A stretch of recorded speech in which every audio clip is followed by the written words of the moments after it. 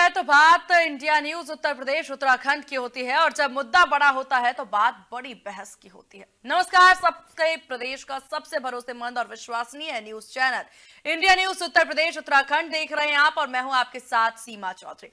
बड़ी बहस में हम चर्चा करेंगे टोपी लाल कारनामे काले। दरअसल यूपी में उपचुनाव को लेकर के सीएम योगी लगातार अपने शब्द वानों और विपक्ष को उससे घायल कर रहे हैं।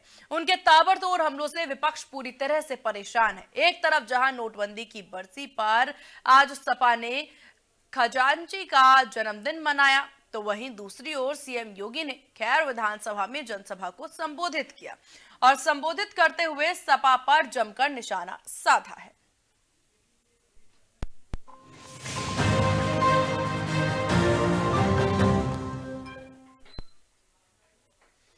खैर और करहल विधानसभा में सीएम योगी ने विपक्ष पर जमकर निशाना साधा। सीएम योगी ने कहा, बांटने वाले लोग आपके दुश्मन हैं। आगे उन्होंने कहा कि हमें याद रहे कि हमें राम मंदिर का सबूत देना पड़ा। एएमयू में सरकार का पैसा लगा, मुस्लिमों को 50% आरक्षण, दलित पिछड़ों को आरक्षण नहीं मिला। हमें किसी के भी बहकावे में नहीं आना है। इन लाल टोपी वालों से बचकर रहना है। टोपी लाल है, कारनामे काले हैं। आगे सीएम योगी ने क्या कुछ कहा वो सुनिए।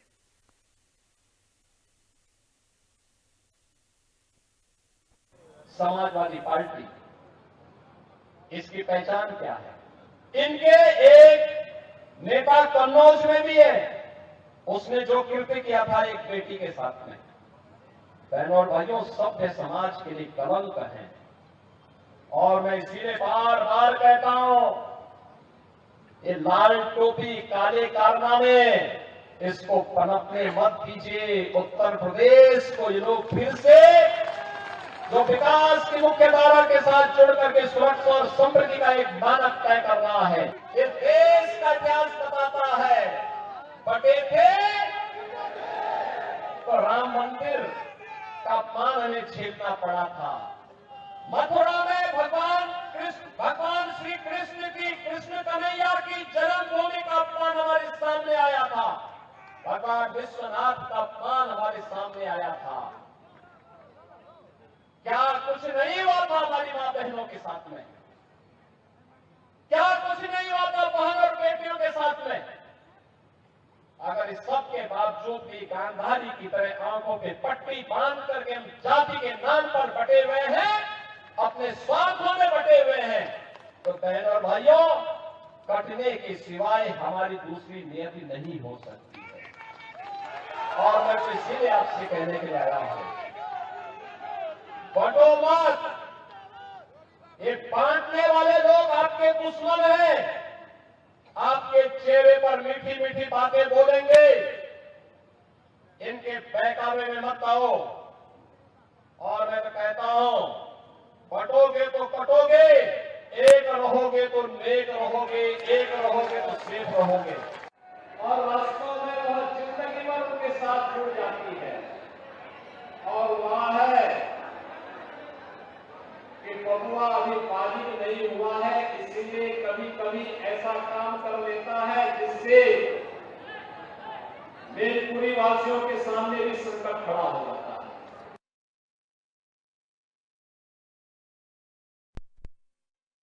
तो सीएम का हालांकि इसे मास्टर स्ट्रोक समझा जाए और विपक्ष पर जिस तरह का प्रहार करते हुए सीएम नजर आ रहे हैं, उसके बाद प्रदेश की राजनीति में काफी ज्यादा गर्माहट भी देखने को मिल रही है, जहां हिंदुओं पर फोकस और विपक्ष पर लगातार कसक जारी है। मुख्यमंत्री योगी आदित्यनाथ ने शनिवार को चुनाव प्रचार के दौरान समाजवादी पार्टी के नेतृत्व, नीति और नेताओं को निशाने पर लिया।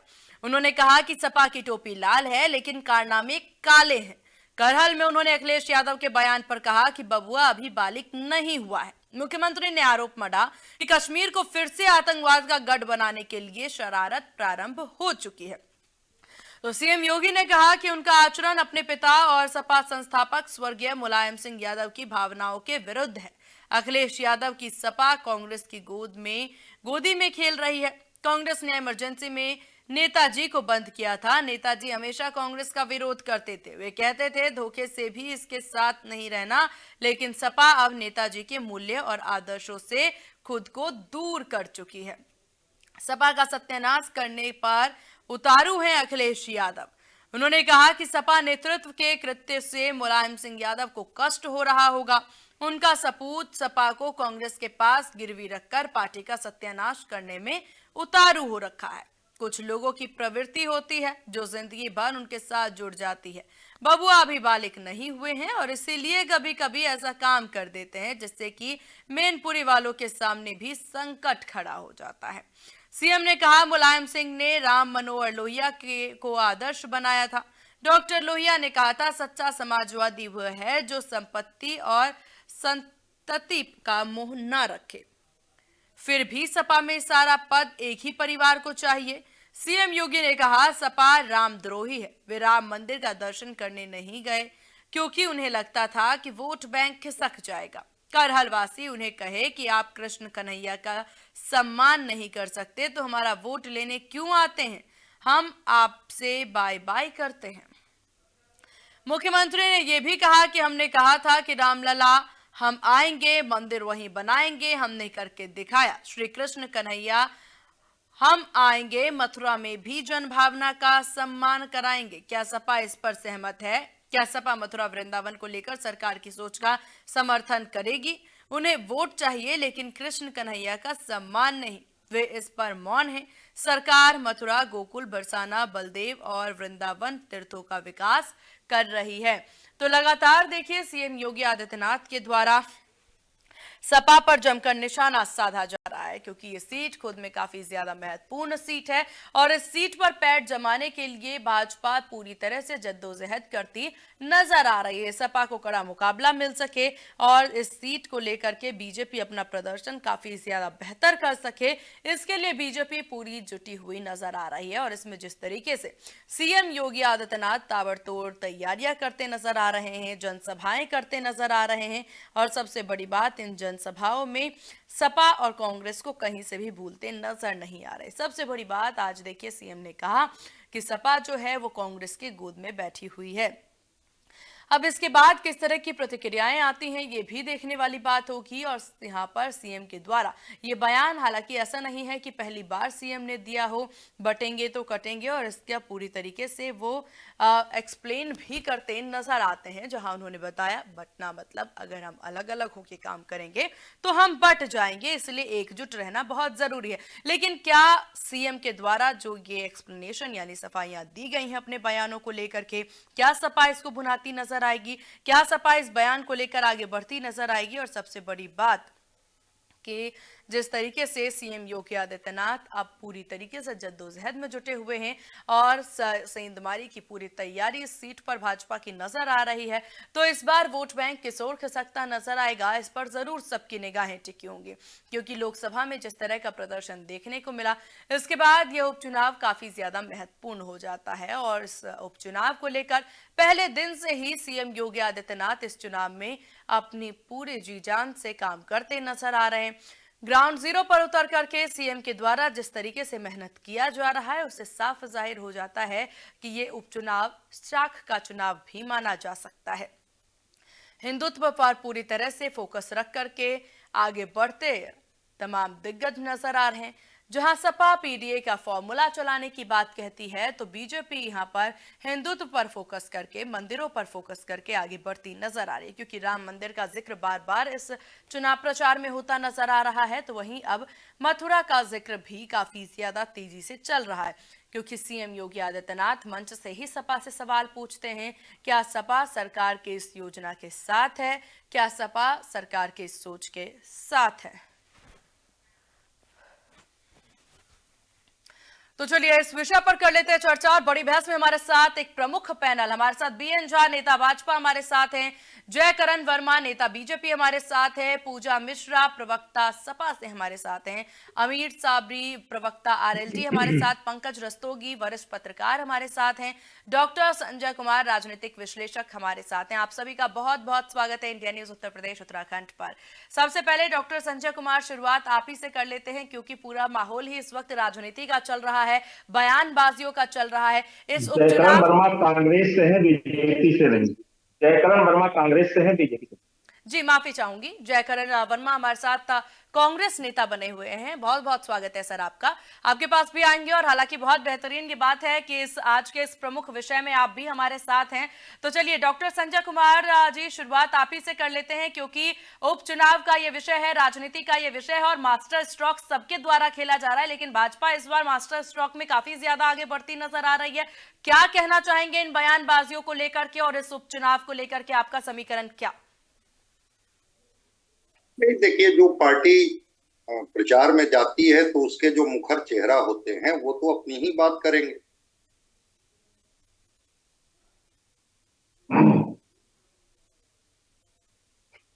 जी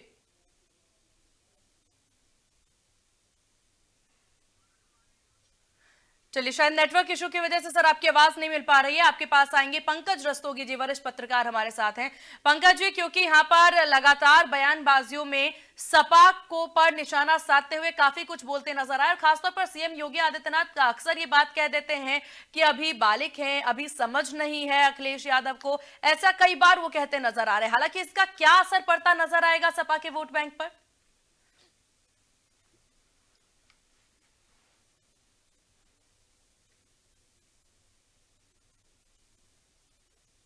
पंकज जी, क्या आपको मेरी आवाज मिल पा रही है?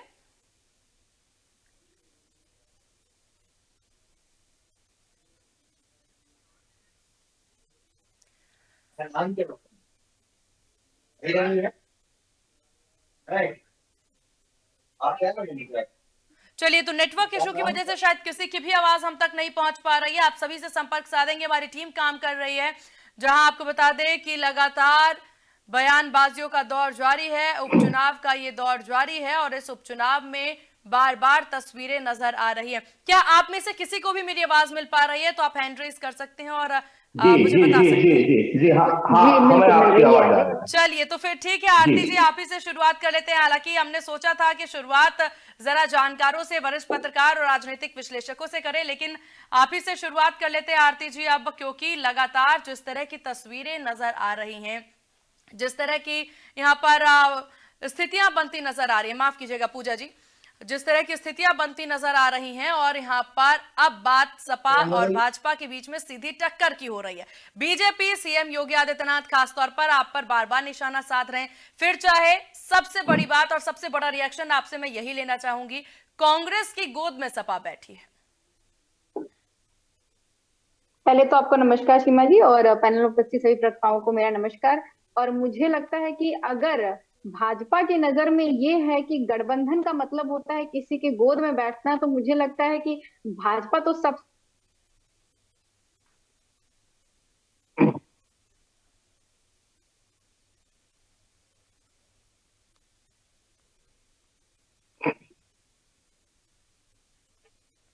तो बिल्कुल आवाज नहीं आ रही, शायद आवाज की दिक्कत है। मेरे पास आपकी आवाज आ रही। जी चलिए, तो इस विषय पर आप अपनी राय रख लीजिए सर।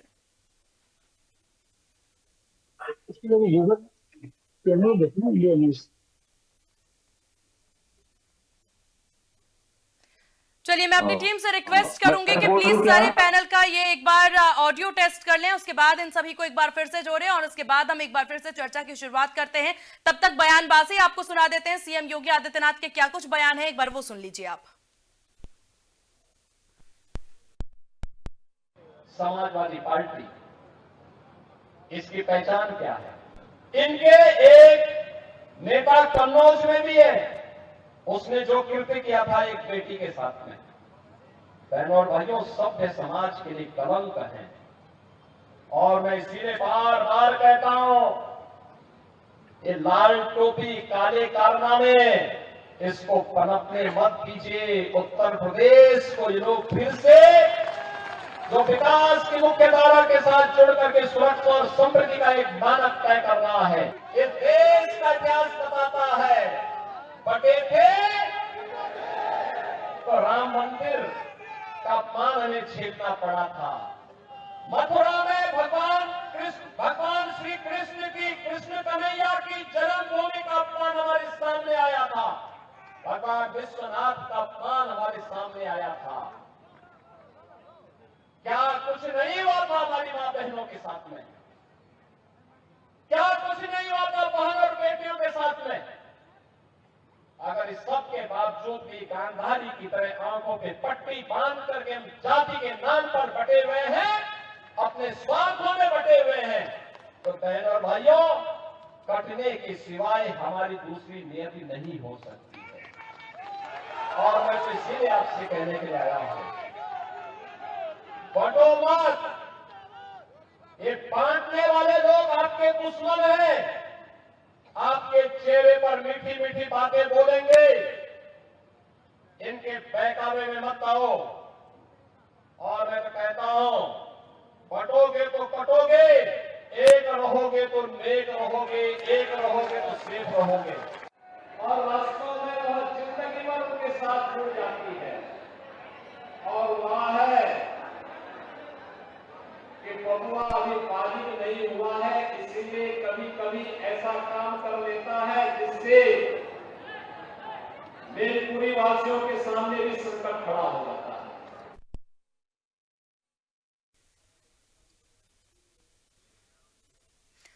तो एक बार फिर से हमारे साथ पूरा पैनल तैयार है, आपके पास आएंगे सर, आएंगे, पूरा जवाब भी जानेंगे, लेकिन सबसे पहले पूजा मिश्रा जी, आप अपनी बात रख रही थी, एक बार फिर से आप अपनी बात रखिए और कांग्रेस की गोद में बैठने वाली बात पर जरूर अपना रिएक्शन दीजिए। देखिए सीमा जी, मुझे लगता है कि जो है भाजपा को अगर ये लगता है कि कांग्रेस की गोद में बैठे हुए गठबंधन का ये आशय निकल करके आता, तो फिर इनके अनुसार से वो जाकर के हेमंत विश्व शर्मा की गोद में बैठ गए हुए हैं, वो जाकर के ओपी राजभर जी के गोद में बैठ गए हुए हैं, वो जाके नीतीश कुमार जी के गोद में बैठ गए, जो लोग उनको पानियां पी पी कर गालियां दिया करते थे, फिर तो जो है जाके उनके गोद में बैठ गए हुए हैं। पर सीमा जी, मुद्दा ये है ना कि भाजपा ने कार्य नहीं किया हुआ उत्तर प्रदेश में, इसीलिए माननीय मुख्यमंत्री जी जहां पे भी जा रहे हैं, चाहे उत्तर प्रदेश के बाहर भी जा रहे हैं, तो वहां कार्यों की तो बात कर नहीं रहे हैं। माननीय मुख्यमंत्री जी सिर्फ और सिर्फ डिविसिव पॉलिटिक्स कर रहे हैं, जाति धर्म के नाम पे बांटने की बात कर रहे हैं। अभी जो है उन्होंने बोला कि जहां पे लाल टोपी वहां पे जो है गुंडा, और ये ब्रिजभूषण शरण को अपना साथ मुझे लगता है नजर का टीका समझते हैं, जिसको माथे पे लगा करके टहल रहे हैं। इससे पहले जब साक्षी मलिक जी की किताब में ये लिखा हुआ आया था कि शायद कहीं ना कहीं पॉलिटिक्स इन्वॉल्व था, लालच आ गया था इनके प्रोटेस्ट में, तब इस पर खूब चर्चा किया इन्होंने। पर अभी उन्हीं की किताब में ये भी लिखा हुआ है कि किस तरीके से ब्रिजभूषण शरण जी ने उनको मोलेस्ट किया, ब्रिजभूषण ने, उस पर चर्चा नहीं कर रहे हैं। ये जो है कुलदीप सिंह सेंगर को अपना जो है ताज समझ के टहल रहे थे। और देखा जाए तो अभी एनसीआरबी के आंकड़े भी यही बताते हैं, ये डाटा बताता है कि भाजपा में जितने करप्ट लोग हैं या भाजपा में ऐसे लोग हैं, 48% जो है ऐसे लोग हैं जिनके ऊपर महिला अपराध जो है गंभीर धाराएं लगी हुई हैं, वो भाजपा में है। उस पर चर्चा नहीं करते, कहते समाजवादी पार्टी इन्वॉल्व होती है। और जब नवाब सिंह की गिरफ्तारी होती है रेप चार्जेस को लेकर के, तो इनके जो है वहां के तत्काल और पूर्व जो जिला अध्यक्ष होते जाके 5 घंटे पैरवी करते हैं। अब बताइए कि अगर जो है समाजवादी पार्टी खराब है, समाजवादी पार्टी के लोग जो क्रिमिनल है, तो भी भाई सरकार आपकी है, 5 साल आपकी सरकार रही है, अभी भी आपकी सरकार चल रही है। आप सबके ऊपर एक तरफ से केस करिए, सबको जेल में भेज दीजिए। आप क्यों ऐसे हाथ पे हाथ रखे हो बैठे हुए जा जाकर के मंचों से बोल रहे हैं कि अरे ये खराब है, इन्होंने क्राइम किया हुआ है। आप सबके ऊपर, आपकी तो लॉ एंड ऑर्डर है, आप करिए कार्रवाई, आप एफआईआर दर्ज कराते रहिए। वो नहीं होगा क्योंकि वो सच्चाई ही नहीं है। आपको जाके महज झूठ बोलना है। अगर जिस वक्त आपको कार्य की बात करनी हो जाए तो भाजपा के पास में कार्य पे कोई वोट मांगने को है नहीं। और इन्होंने बोला कि हम जो है राम विरोधी हैं। अगर इनके अनुसार प्राण प्रतिष्ठा वाले दिन राम मंदिर न जाना राम विरोधी होता है, फिर तो हमारे जो धर्म गुरु हैं चारों शंकराचार्य भी राम विरोधी हो गए।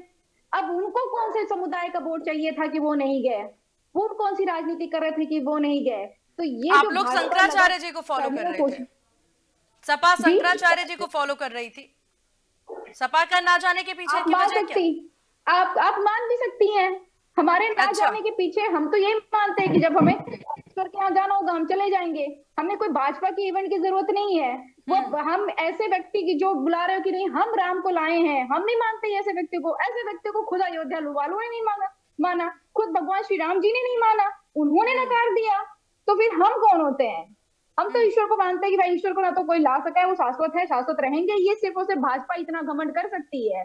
और उत्तर प्रदेश में क्राइम टॉप पे चल रहा है, महिला अपराध पे टॉप पे चल रहे हैं, इन सब पे चर्चा नहीं करेंगे। अभी भी जो है नॉर्मलाइजेशन के अगेंस्ट में यूपी पीएससी के बच्चे जो है प्रोटेस्ट कर रहे हैं, उस पर बात नहीं करेंगे। आरक्षण इन्होंने छीन रखा हुआ, उस पर बात नहीं करेंगे। बाकी सारी धर्म बांटने वाली बात कर लीजिए। एक आयरोनी और है सीमा जी, आयरोनी ये देखिए कि जब विपक्ष बात करता है जातिगत जनगणना की ना, तो इनको दिक्कत होती है। वहीं पे नीतीश कुमार जातिगत जनगणना करा लेते तो बोलते नहीं कांग्रेस का दबाव मैंने नहीं कराया था, कांग्रेस जो है हमसे गलत कह रही कि श्रेय लेना चाह रही है, ये हमने खुद कराया। वो नहीं डिवाइड कर रहे हैं। और आप देखेंगे नवाब मलिक को जो है इनका अजित पवार के एनसीपी लड़ा रहे हैं, जो कि बीजेपी के घटक दल हो गए हुए हैं महाराष्ट्र में, उनको बीजेपी कहती है कि नहीं इनका दाऊद से संबंध है, ये बॉम्ब जो है लास्ट करने में जो है इन्वॉल्व थे, पर वहां दिक्कत नहीं है इनको दिक्कत एनसीपी के जो है नेता कहते हैं, अजीत जी कहते हैं कि हम बटेंगे कटेंगे साथ में नहीं है, ये हम उसका समर्थन नहीं करते, वहां पे इनको दिक्कत नहीं है। देखिए पूजा जी, कई तरह के नारे भाजपा के द्वारा दिए जा रहे हैं, हमारी स्क्रीन पर भी वो नारे जो है वो देखे जा रहे हैं, जहां जहां देखे सपाई वहां बिटिया घबराई जैसे नारे जो है वो भाजपा देती नजर आ रही है। अब इन नारों को लेकर के आप क्या कहना चाहेंगे? कानून व्यवस्था पर सवाल उठाए जा रहे हैं, लेकिन सपा इसके लिए किस तरीके से आवाज उठा रही है? हम बिल्कुल आवाज उठा रहे कानून व्यवस्था पे। आप देखिए जब भाजपा की सरकार बनी थी तो हुआ था कि ये एंटी रोमियोस कोड बनेगा। सीमा जी, एंटी रोमियोस कोड कहाँ पे है? हवा में से आया और हवा से ही गायब हो गया।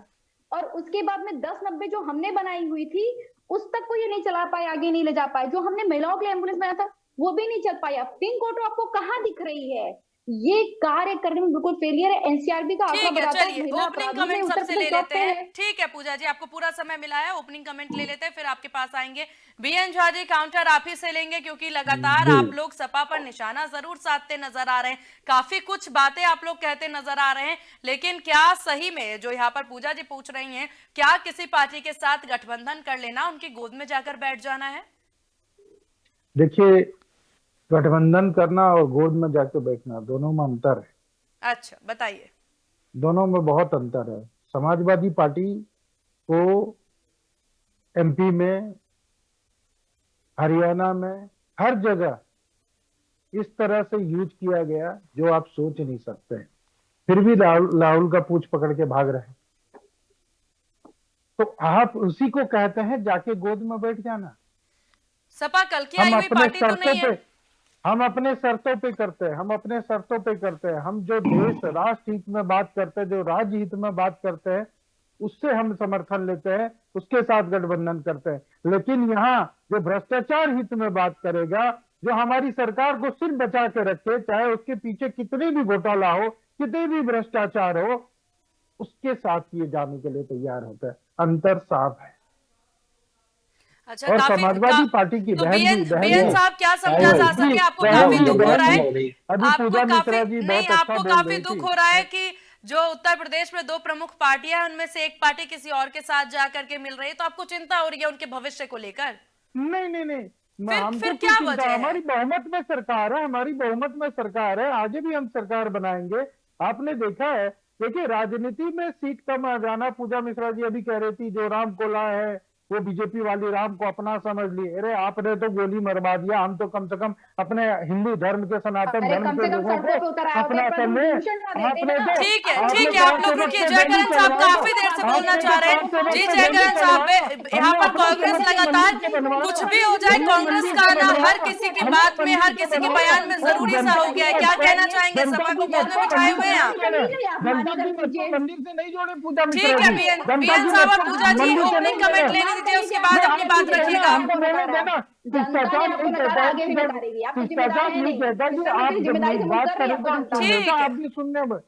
ठीक है बीएन साहब, ठीक है। जयकरण जी को बोलने दीजिए, उसके बाद आप लोग पूजा जी, पूरा समय मिला आपको, शांति रखिए। जयकरण साहब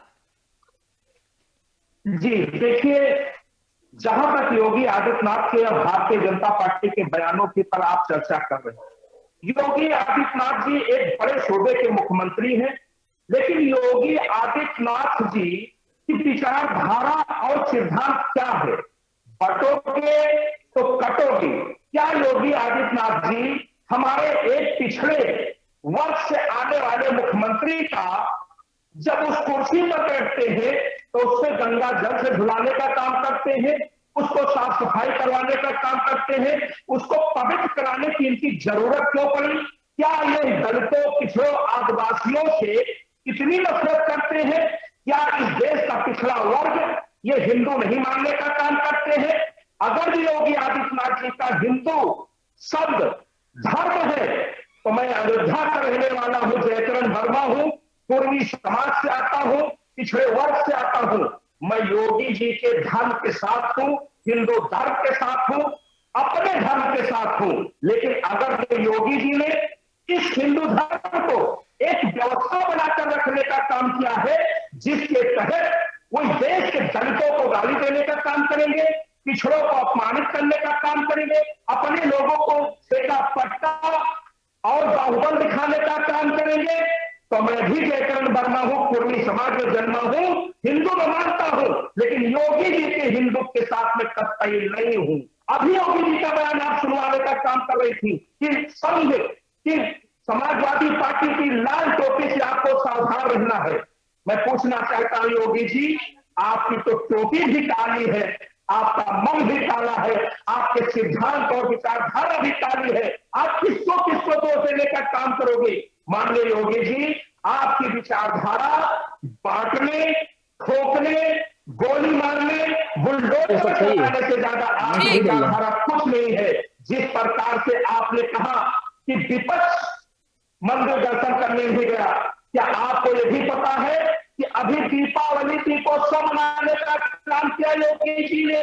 क्या आपने कभी योगी जी से पूछने का काम किया कि भारतीय जनता पार्टी की सरकार ने योगी जी की मौजूदगी में अयोध्यावासियों के लिए रास्ता बंद कर दिया, बगल के जिले वालों को अयोध्या में घुसने के लिए मना कर दिया गया, जो भी लोग गलती से गए उन पर इनकी पुलिस ने लाठियां बरसाने का काम किया? यह बात आप योगी जी से नहीं पूछ पाओगे। लेकिन मैं जयकरण वर्मा हूं, कांग्रेस का कार्यकर्ता हूं, मुझे कुर्मी होने पर फक्र है, मैं पिछले वर्ग से आता हूं, मैं योगी जी से आंख मिलाकर प्रश्न पूछने का काम करूंगा। मैं कैसे आपको बता दूं कि योगी जी छत्री होने पर अगर जब गर्व करते हैं तो जयकरण वर्मा कुर्मी होने पर भी गर्व कर सकता है। लेकिन इसका मतलब ये नहीं कि मैं किसी जात का विरोधी हूं, इसका मतलब ये नहीं कि मैं किसी धर्म का विरोधी हूं। हे योगी आदित्यनाथ जी, आप इस सूबे के मुख्यमंत्री हो, बड़े मुख्यमंत्री हो, बड़े अनुभवदार मुख्यमंत्री हो। ठीक है जयकरण साहब, सभा को संबोधित नहीं कर रहे बनने के पहले मुख्यमंत्री बनने, सुनिए एक बात कहकर मैं अपनी बात समाप्त कर लूंगा। मुख्यमंत्री बनने के पहले सैकड़ों मुकदमे आपके ऊपर दर्ज थे, आपने बड़ी ही चालाकी से अपने सारे मुकदमे दर्ज करवा लिए थे। मैंने वो भी दिन देखा था। माननीय मुख्यमंत्री जी, अगर इस पुलिसिया कार्रवाई से, इस बुलडोजर से आपको डर नहीं लगता है तो सदन में वो जो आप रो रहे थे, गिड़गिड़ा रहे थे। ठीक है जयकरण साहब, आपका ये ओपनिंग कमेंट बिल्कुल ऐसे था जैसे आप जनसभा संबोधित कर रहे हैं, बिल्कुल वही जोश नजर आया है। चलिए ठीक है, ठीक है। अमीर साबरी जी हमारे साथ आरएलडी प्रवक्ता बने हुए हैं। अमीर साहब, क्या कहना चाहेंगे आप? जिस तरह की राजनीति, जिस तरह की बयानबाजी इस वक्त उपचुनाव को लेकर के प्रदेश भर में देखने को मिल रही है, बटोगे तो कटोगे, बबुआ अभी बालिक नहीं हुए हैं, सीधे तौर पर सपा को घेरते नजर आ रहे हैं। हालांकि अब इन बयानबाजियों को लेकर के और जो स्थिति इस वक्त प्रदेश में मौजूदा चल रही है उसको लेकर के आरएलडी का क्या पक्ष है? बहुत धन्यवाद सीमा जी। पहले तो हमारा नाम सही कर दीजिए, अमीर साबरी नहीं, आमिर साबरी है, बड़ा आप बना दीजिए और माँ में छोटा आई की मात्रा लगा दीजिए। जी, माफी चाहेंगे सर, माफी चाहेंगे। दूसरी बात, आपने जैसे कहा बटेंगे तो कटेंगे, तो इसमें तो कोई मुझे नहीं लगता कि योगी जी ने कोई बहुत बुरी बात कही है। इसलिए बटेंगे तो कटेंगे, जाहिर सी बात है कि हिंदू मुस्लिम सिख ईसाई सब एक रहेंगे तो बटेंगे नहीं, और जब बटेंगे नहीं तो फिर कटेंगे नहीं। और दूसरी बात जो आप बता रहे हैं बबुआ अभी बालिग नहीं हुआ है, देखिए एक बात समझिए, जो अखिलेश यादव जी की द्वारा हरकतें की जा रही है समाज में, वो कहीं से नहीं लगता कि अखिलेश जी मैच्योर हो चुके हैं। आपको याद होगा पिछले साल इन्होंने एक जेपी जी की मूर्ति और माल्यार्पण करने के लिए 20 फीट ऊंचा क्या बोलते हैं फाटक फलांग रहे थे, तो इसका क्या मतलब है? ये तो बिल्कुल लगता है कि जैसे बिल्कुल अनमेच्योर लोग जो हरकतें करते हैं वो अखिलेश जी कर रहे थे।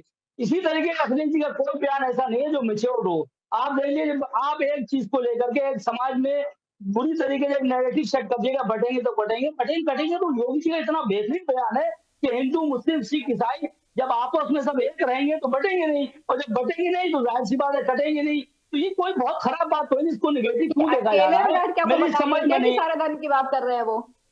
अरे पूजा मिश्रा जी को थोड़ा सा पूजा मिश्रा जी को मिर्ची नहीं लग रहा है ना? दुरुस्त रखिए अपना, मैं आपको बता रहा हूँ, आप पेशेंस रखिए वरना हम कुछ बुरा बोल नहीं रहा सकते। था। नहीं, मैं सुन रहा था, आपको बहुत कैसे सुना है, लेकिन आप भी सुन नहीं, मैं लीजिए आपको नहीं कह रही हूँ, मैं भाजपा के नहीं, प्रवक्ता को कह रही हूँ। जो अच्छा, मिर्ची कह रहे हैं ना, बहरहाल- अभी मैं बोल दूं तो बुरा लग जाएगा। नहीं, बहरहाल हम जो कह रहे थे वो ये कह रहे थे बटेंगे तो बटेंगे, योगी जी का कोई खराब बयान नहीं, इसको नेगेटिव नहीं देखना चाहिए, इसको पॉजिटिव सोचना चाहिए। अजीब बात है कि जो भी बयान आता है सत्ता पक्षता उसको विपक्ष हमेशा नेगेटिव सोचती है, और एक नेगेटिव सेट कर दिया गया, जैसे 2024 के लोकसभा चुनाव में एक नेगेटिव सेट कर दिया गया, संविधान खत्म हो जाएगा, संविधान खत्म हो जाएगा, और एक इतना नेगेटिव सेट किया गया कि जिससे नुकसान उत्तर प्रदेश में भारतीय जनता पार्टी का कुछ हुआ। लेकिन सच्चाई ये है कि संविधान कभी न खत्म हुआ है, न कभी खत्म होगा। और संशोधित की बात रही तो कांग्रेस ने भी कम से कम कुछ नहीं एक सैकड़ा मर्तबा संविधान को संशोधन किया है, ये किसी से आएंगे ढकी छुपी जयकरण बात साहब। नहीं है। तो कुल मिलाकर नहीं, इनसे एक प्रश्न मेरा, पहले उनको अपनी बात करने दीजिए, उसके बाद। महाराजगंज की घटना में, महाराजगंज की एक घटना में सुप्रीम कोर्ट ने एक इंच बुलडोजर की कार्रवाई पर 25 लाख रुपया मुआवजा तुरंत देने का ऐलान किया है। क्या ये संविधान की हत्या नहीं है तो क्या है? ये भारतीय जनता पार्टी के समर्थन बताने का काम करेंगे क्या? तो नतमस्तक हो गए थे 48 सीटें लड़ाने के बाद मध्य प्रदेश में राहुल को नतमस्तक कर दिया, अखिलेश ने अपने कदमों में लाकर डाल दिया। आप किस कौन सी भाषा में इस्तेमाल कर रहे हैं? आप किस दुनिया में जी रहे हैं? आप आज सपा कर रही है महाराष्ट्र में, आप कहाँ हैं? आप कहीं पर नहीं है। 2024 में अगर जो आपको लगता है, अगर जो भाजपाइयों को लगता है कि राहुल गांधी जी देश के किसानों से मिलते हैं तो उनका सम्मान खत्म हो गया, अगर जो आपको लगता है कि राहुल गांधी जी देश के गरीबों से मिलते हैं तो राहुल जी का सम्मान खत्म हो गया, अगर जो आपको लगता है कि देश के बहन बेटियों से राहुल गांधी जी मिलते हैं, उनके सुख दुख में शामिल होते हैं तो राहुल जी का सम्मान खत्म हो गया। तो भारतीय जनता पार्टी जयकरण जी, आपको पूरा टाइम मिला, आपको पूरा समय मिला अपनी बात रखने का। अब इन्हें अपनी बात रखने दीजिए, उसके बाद आपके पास आएंगे, आपको पूरा समय मिलेगा। हमारे पास बहुत समय है आपसे बात करने के लिए।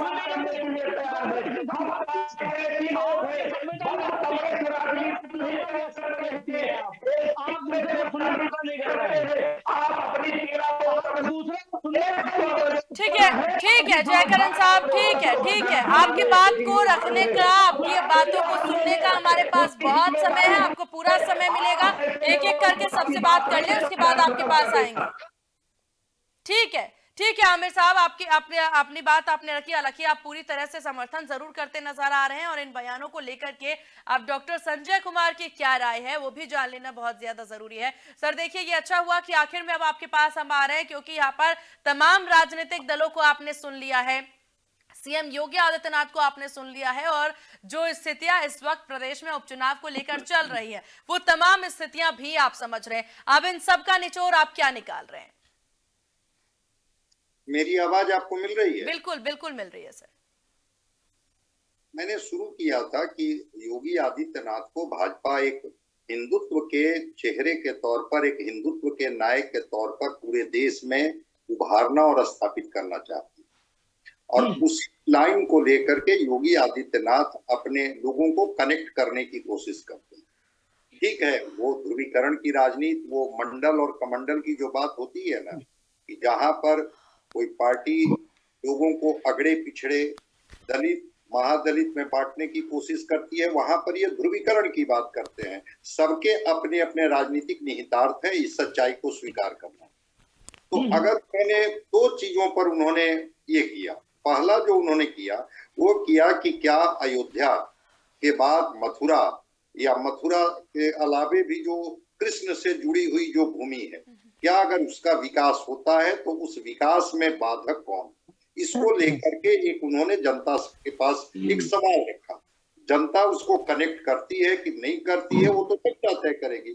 दूसरी बात उन्होंने विचारधारा को लेकर के कि क्या समाजवादी विचारधारा के लोग संपत्ति और संतति इसके वाहक होते थे, और डॉक्टर लोहिया का उन्होंने हवाला दिया कि क्या डॉक्टर लोहिया इसकी वकालत करते थे कि समाजवाद या समाजवादी विचारधारा से जुड़े लोग क्या संपत्ति जमा करने में या अपनी संतति को परिवारवाद, अगर उसको और थोड़ा संक्षेप में या उसको सरल भाषा में कहा जाए तो इसमें भरोसा करते थे। इसको लेकर के उन्होंने सवाल उठाया। तो ये जो सवाल थे, ये जो मूल सवाल थे, दोनों मूल सवाल पर समाजवादी पार्टी या और भी पार्टियां जो है उनको बिल्कुल उनको घेरने का, अपने तरीके से जनता के बीच में जाकर के सवाल करने का, पार्टियों को तो डेमोक्रेटिक राइट है, वो अपनी बात करेंगे, अपनी बात वो करेंगे तो जनता उनसे कनेक्ट होती है कि नहीं होती है ये जनता पर छोड़ दीजिए। आपस में भिड़ने से तो कोई फायदा है नहीं। ठीक है, उनकी कमियों को आप गिनाइए, सरकार की योजनाएं, सरकार अगर विकास के मामले में ठहर गई है और इन मुद्दों पर जनता को ले जाना चाहती है कि भाई इलेक्शन में इन्हीं मुद्दे पर ले जाए, तो आपको घेरने का पूरा अधिकार है। लेकिन सत्ता पक्ष भी विपक्ष की कमियों को गिनाएगी और वो कमियों को जब गिनाएगी तो आपको अपनी सफाई जनता के बीच में देनी होगी कि उनके आरोप निराधार हैं। उन्होंने जो बिल्कुल सही बात है कि भारतीय जनता पार्टी भी विचारधारा से इतर महबूबा मुफ्ती से समझौता करके सरकार चलाए हुए इसी देश में, उसके भी उदाहरण है। तो अगर समाजवादी पार्टी और समाजवादी विचारधारा अगर कांग्रेस के साथ मिलकर के अगर कोई लड़ाई लड़ रही है या एक गठबंधन बना के चल रही है तो डेमोक्रेटिक राइट में उनको आप वंचित नहीं कर सकते हैं। तो दोनों के अपने अपने तर्क हैं, दोनों के अपने अपने आयाम हैं। लेकिन फिर मैं कह रहा हूं कि योगी आदित्यनाथ जिस तरह से घेरने की कोशिश की, मुलायम सिंह यादव का हवाला दिया कि वो किस तरह से मूल्य और सिद्धांत को लेकर के मुलायम सिंह यादव, कल तक यही भारतीय जनता पार्टी मुलायम सिंह यादव को कटघरे में खड़ा करती थी, आज वो नहीं, वो सिद्धांत और मूल्यों के साथ खड़े हैं, जबकि अखिलेश जी उनके वाहक नहीं है। तो वो तो आपको घेरेंगे। अब विपक्ष कैसे सत्ता पक्ष को घेरती है और जनता को कैसे कनेक्ट करती है, चूंकि बाई इलेक्शन है, बाई इलेक्शन में योगी आदित्यनाथ मुख्यमंत्री के तौर पर जनता से कनेक्ट नहीं हो रहे हैं, वो कनेक्ट हो रहे हैं भारतीय जनता पार्टी के एक मुखर चेहरा के रूप में। उनको पता है कि हम कैसे लोगों को जोड़ेंगे, कैसे पोलराइजेशन होगा, ध्रुवीकरण कैसे हम करेंगे जिसकी वजह से वोटों का बंटवारा न हो। विपक्ष अपने तरीके से जनता को कनेक्ट करती है, तो दोनों के कनेक्शन के अपने अपने तरीके हैं। लेकिन हाँ, एक मुखर और एक हिंदुत्व के बड़े चेहरे के तौर पर भाजपा उनको स्पेस दे रही है। देखते हैं जनता कितना कनेक्ट हो पाती है उनसे। बिल्कुल, हालांकि देखिए काफी पॉइंट टू पॉइंट बात आपने यहाँ पर की है डॉक्टर संजय कुमार जी, क्योंकि लगातार आप बयानों को भी सही और गलत कटघरे में ना खड़ा करके आपने बिल्कुल एकदम तरीके से चीजों को बताया। बीएन झा साहब, क्योंकि लगातार अब यहाँ पर एक बात जरूर डॉक्टर संजय कुमार के द्वारा कही गई कि जो गठबंधन आपने भी की, फिर चाहे महबूबा मुफ्ती का वो जिक्र करते नजर आए, गठबंधन आपने भी बहुत सारी ऐसी किए हैं जिन पर सवालिया निशान खड़े होते हैं, तो आपने इस तरीके से कैसे बोल दिया? महबूबा मुफ्ती से गठबंधन का परिणाम आपने देखा, धारा 370 जम्मू कश्मीर से हटाया गया। हमने कभी, मैंने कहा ना, हम गोद में जाके नहीं बैठते हैं, हम राष्ट्र हित में, राज्य हित में बात करते हैं, ना कि हम गोद में जाके बैठते। भ्रष्टाचार अपने कुर्सी, अपने बच्चों, अपने परिवार को पालने के लिए करते हैं। हम वो कार्य करते हैं जिससे राष्ट्र हित की बात हो। हमने धारा 370 हटाने के लिए महबूबा मुफ्ती से गठबंधन किया, बिल्कुल किया, लेकिन आपने देखा धारा 370 के बाद क्या हमने उनसे गठबंधन कंटिन्यू रखा? नहीं रखा ना। लेकिन यहाँ जो गठबंधन हो रहा है, यहाँ सीट और अपना जमीन बचाने के लिए किया जा रहा है, परिवार बचाने के लिए किया जा रहा है। सपा आपको कड़ा टक्कर दे रही है भाजपा को उत्तर प्रदेश में, क्या आप इस बात से नकार तो नहीं सकते हैं ना बीएन? कोई टक्कर नहीं है। क्या टक्कर है मैडम, एक बात बताइए, क्या टक्कर है? लोकसभा चुनाव के इलेक्शन के रिजल्ट तो आपने चुनाव देखिए, चुनाव मैं आपको हमेशा कहूंगा कि चुनाव में ना सीट बढ़ना और घटना वो चलता रहता है। पहले सपा की सरकार थी जिसको हम लोगों ने पूरा बढ़िया से धूल, मतलब पोछा मार दिया, बढ़िया से धूल के साफ हो गया, उस पर कीड़े भी नहीं रहे। तो आप ये इसको बेस नहीं बनाए। 2 बार हमारी सरकार बनी ना मैडम, उत्तर प्रदेश में ही बनी या कोई और जगह बनी है, और पूर्ण बहुमत की सरकार है जिसको सपा भी कोई हिला नहीं सकता है, और आगे भी बनेगी सरकार, आगे भी लोकसभा चुनाव में इसी उत्तर प्रदेश से आप देखिएगा, जहां से हमने 64-65 सीट जीता, वहां से फिर से हम जीतेंगे।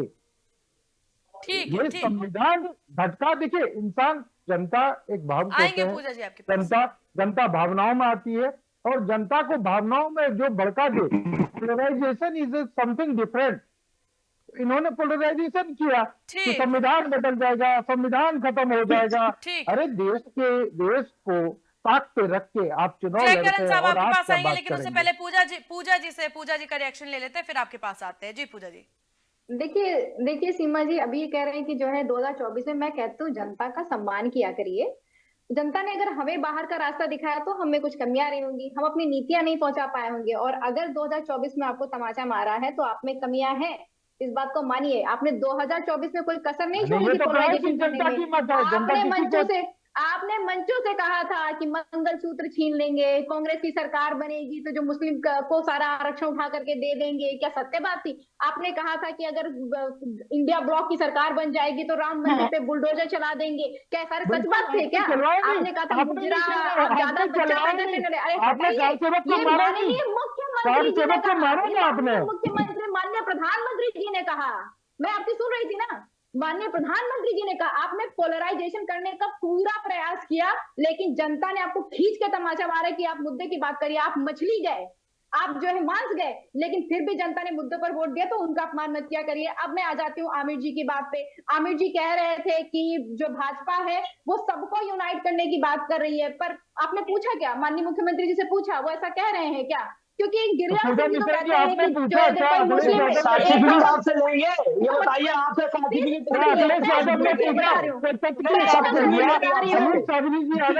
सही बात कर दिया तो आपको लग गया मिर्ची। ये वो देश को बार बार आप मिर्ची बोल रहे हैं, मुझे लगता है कि आपको ज्यादा लग रही है, बड़ी भूल झुलकियां लग रही है। असम में होती भूल झुलकियां एकदम 100 मिर्ची के बराबर एक मिर्ची होती है, वो लग रही है आपको, वो लग रही है आपको, वो लग रही है। देखिए हेमंत बिस्वा शर्मा 2014 में सीबीआई का पास किया जाता है, 2015 में आपके पास आता है, आप भाई आप मेरे पास आ जाए, आपको सीबीआई नहीं छुएगी। हम आपको नजर का टीका मान करके अपने माथे पर लगा करके चलेंगे। उत्तर प्रदेश की जनता की बात हो रही है तो सुन लीजिए। आपने कहा कि भगवान आपकी पूरी डिबेट आपको हो गई, आप जो है किसी मुद्दे पर किसी बात नहीं हो पाई। तो गिरिराज सिंह जी कह रहे थे कि जो कोई मुस्लिम एक थप्पड़ मारे तो उसको 100 थप्पड़ मारे। मंत्री है ना, यही बिहार के अररिया के सांसद हैं प्रदीप सिंह जी, कहते हैं कि जिसको अररिया में रहना होगा उसको हिंदू बनना होगा। पूजा जी आपको मैं समाजवादी पार्टी के नेताओं के बात करते हैं। मेरा जन्मभूमि वही है, माननीय प्रदीप सिंह जी हमारे सांसद हैं, मुझे पता है वो क्या बोला, और आप लोगों ने क्या उसमें मिर्च मसाला लगाया। अभी आप कह रहे थे संविधान में जब जो है आपके ही प्रत्याशी जो है, ठीक है पूजा जी, ठीक है, संविधान बदलेंगे तब आपने क्यों नहीं रोका? तब आपको रोकना चाहिए था। अभी भी आप उत्तर प्रदेश की जनता की बात नहीं कर रहे हैं, देखिएगा जनता फिर आपको तमाचा मारेगी। ठीक है पूजा जी एक सवाल यहाँ पर सीएम योगी आदित्यनाथ ये जरूर कहते नजर आए कि जब बात मथुरा की होगी तो क्या उन विचारों से सपा सहमत है? देखिए अगर बात कर लेते हैं जो है अयोध्या की, इन्होंने बोला कि क्या हम विकास से सहमत, हम विकास से सहमत। आप करिए तो सही। आप उठा करके देखेंगे समाजवादी पार्टी सरकार में 15 करोड़ लागत का जो है हमने भजन स्थल बनवाया था अयोध्या में, 38 करोड़ लागत का हमने सीवर निर्माण कराया था अयोध्या में, 52 करोड़ का हमने अंडरग्राउंड विद्युतीकरण कराया था अयोध्या में, हमने 1 करोड़ का आधुनिक शौचालय बनाया हुआ था, राजघाट तुलसी घाट उद्यान का सौंदर्यीकरण हमारी सरकार ने हुआ था, 15 करोड़ हमने 14 करोड़ दिया हमने 50 करोड़ ठीक है पूजा जी, सवालों का जवाब हालांकि आप नहीं देती नजर आई, राजनीतिक पार्टियों की तरह उनकी प्रवक्ताओं की तरह ही आप घुमाती जरूर नजर आई। ठीक है जयकरण वर्मा जी हमारे साथ लगातार कुछ बोलना चाह रहे हैं। मैंने पहले बोला था, मैं बोलूंगी बहुत बुरा लगेगा, भूल झुलकियां लग रही है आपको। मुझे तो जो बिहार की मिर्ची लगे, पर आपको भूल झुलकियां लग रही है। सच्चाई नहीं बर्दाश्त होती। आप लोग करिए ना, जाके मुख्यमंत्री जी से रिक्वेस्ट करिए कि जाए बोले कि महिला सुरक्षा में हम कार्य कर रहे हैं, उस पे चर्चा आप करें। वो क्या बोले कि करेंगे? रोजगार दिया हुआ है, जाके क्यों नेता नहीं लेके होगी भाग चर्चा? गए। क्यों नहीं होगी चर्चा? समाजवादी पार्टी के 5 साल तरह नहीं आ आपकी रहे। सरकार रही, नोएडा में अभी भी गाड़ी आपकी लगी सरकार और है, पता कि चला पूरा लखनऊ तीसरी में बार गाड़ी नहीं है, पहुंची। कब समाजवादी कब पार्टी के के पीछे राज्य में रोना कैसे रोएंगे? लड़कियों को, सामने महिलाओं आके को पे उठा तो के करिए, वो ले काम दे के घर के पहुंचा विपक्ष दिया के जाता पीछे था, ही रोना वो रोएंगे। आप नहीं हो जिनका रहा। वो बेटियों को नहीं जला हो देते रहा हैं, जी, वो आप नहीं हो बेटियों रहा, को पहुंचने इसीलिए नहीं आप देते लोगों को हैं। पसंद ही नहीं आ रही मूसा है शर्म जी। जैसे व्यक्ति को आप अभी भी सर माथे में बैठा करके रखे हुए हैं। आप जो है राम रहीम को पैरोल देने वाले जेलर को आप मना ठीक है, करके अपनी पार्टी ठीक का है, स्वागत ठीक है, करके ठीक है, बोल रहे हैं। ठीक है आप पूजा जी, बताइए ठीक है। मुझे। बीएन नहीं, साहब, नहीं, बीएन नहीं, साहब, नहीं, लाल टोपी काले कारनामे से क्या तात्पर्य?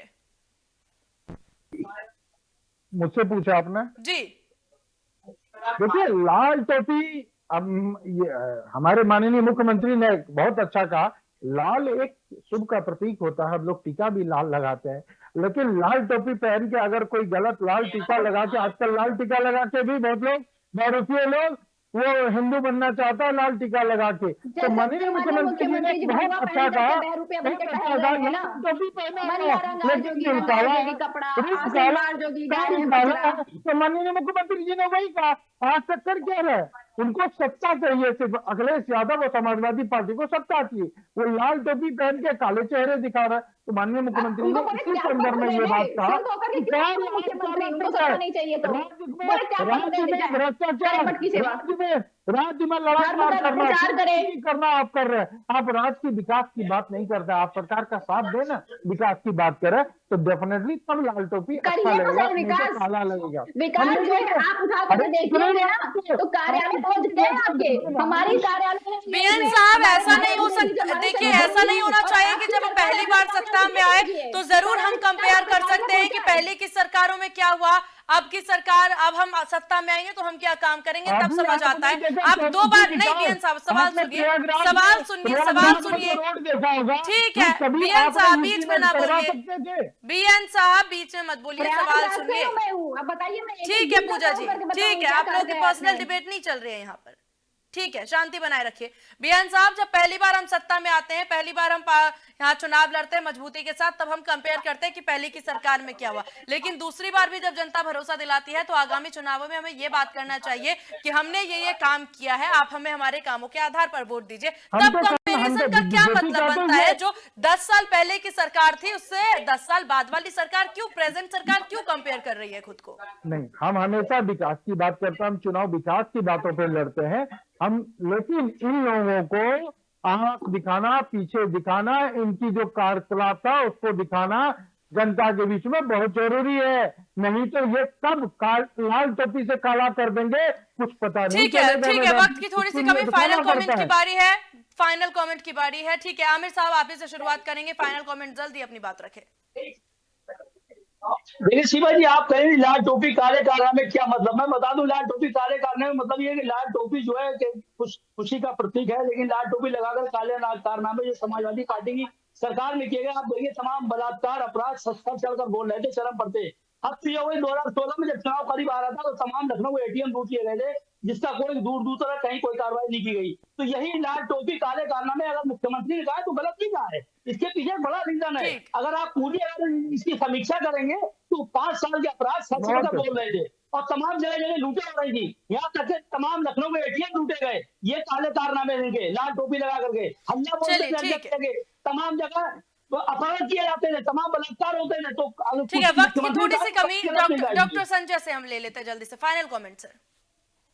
नहीं देखिए, ठीक है, योगी आदित्यनाथ अखिलेश जी के उस कालखंड को घेरने की कोशिश कर रहे हैं कि वो कालखंड जो अपराध का प्रतीक रहा, भ्रष्टाचार का प्रतीक रहा, जनता तो जज करेगी ना कि क्या ये जो योगी आदित्यनाथ जो कह रहे हैं उनको कटघरे में घेर रहे हैं, क्या उसमें सच्चाई है या सच्चाई नहीं है। लेकिन हाँ, फिर मैं कह रहा हूं कि मुद्दों पर रहना चाहिए, मुद्दे से भटकने का कोई बहुत मतलब जनता के बीच में नहीं होता है, बल्कि उससे क्या होता है कि लोकतंत्र का क्षरण होता है।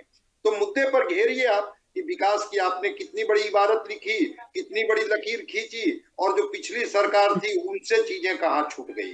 तो ये जो निजी आरोप प्रत्यारोप या इसको ये कहना कि क्या करते हैं नहीं करते, इससे ज्यादा अच्छा है उपलब्धियां और उत्तर ठीक। प्रदेश की बेहतरी की बात करें बिल्कुल, तो बहुत ज्यादा जरूरी है हर एक मुद्दे, हर एक विषय को बहुत सोच समझ कर बोलना, और यहाँ पर पूरी स्थितियां किस प्रकार से बनती नजर आएंगी देखने वाली बात होगी। आप सभी का बहुत शुक्रिया इंडिया न्यूज उत्तर प्रदेश उत्तराखंड को अपना कीमती वक्त देने के लिए। तो बड़ी बहस में बात हुई है बयानबाजियों को लेकर के। अब ये बयानबाजी किसके खाते में कितना वोट बैंक बढ़ाती है देखने वाली बात होगी। फिलहाल इस खास पेशकश में बस इतना ही। बने रहिए इंडिया न्यूज के साथ। नमस्कार।